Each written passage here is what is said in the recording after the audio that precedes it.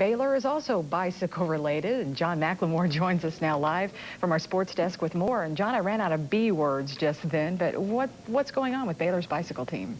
Well, Lori, you know, one sport that is as physically demanding as any is bicycling, but cycling is a sport that doesn't receive a lot of attention.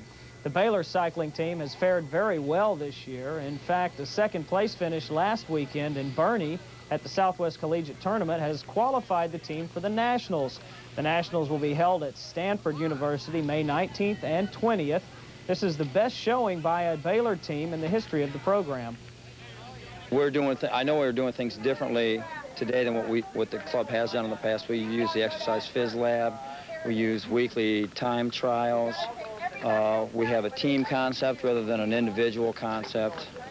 Things like that have changed, and of course it's put us up in second place, and now we're going to Nationals. We just set a goal, and everybody really started to work for it and wanted to go to Nationals, and it all came together at the conference meet for us.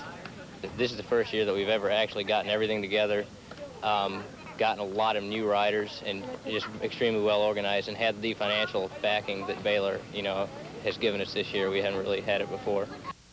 The guys in the C's, you know, in the third division came up and did well, performed well, and the guys in the A's, B's, and women's and all just came together really well. First time in 4 years.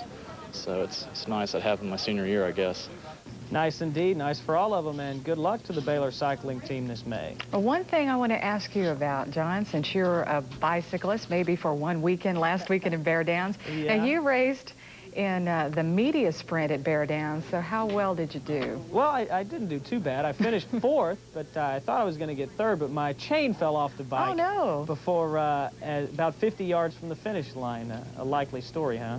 That's right. Well, we do believe you, John. Well, thanks. What's coming up at 6 o'clock tonight? Nolan Ryan is on the mound for the Rangers, and the NBA playoffs start tonight, so John will have a full day's wrap-up for you and preview tonight. You sure will. Dallas and Houston and San Antonio all start play tonight? All three of them, all the Texas teams, and I tell you what, Houston barely made it, but we'll see how good they do. Of course, they have to play the Lakers, so you never know.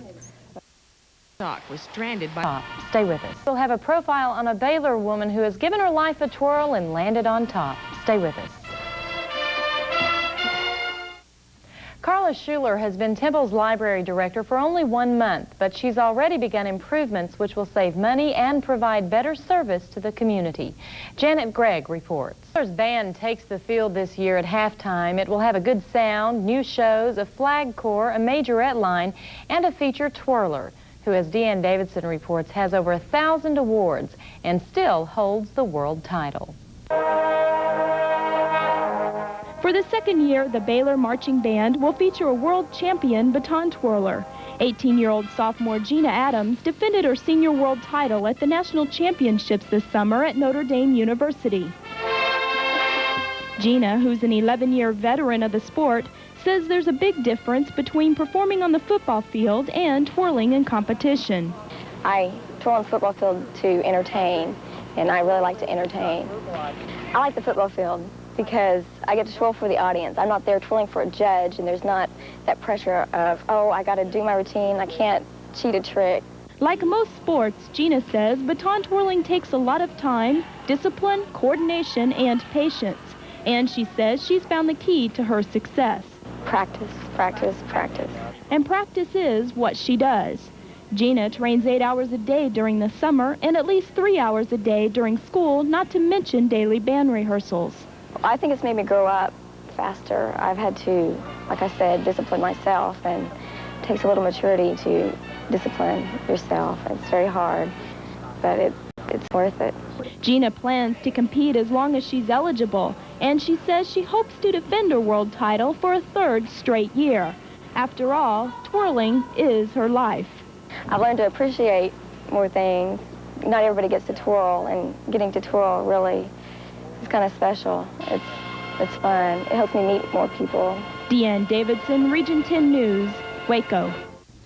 The Dallas Cowboys and Houston Oilers are preparing for the Governor's Cup battle, and TCU's Scott Ankrum is looking for a complete season. John's next with sports. An extraordinary financial offer from Weberg Furniture.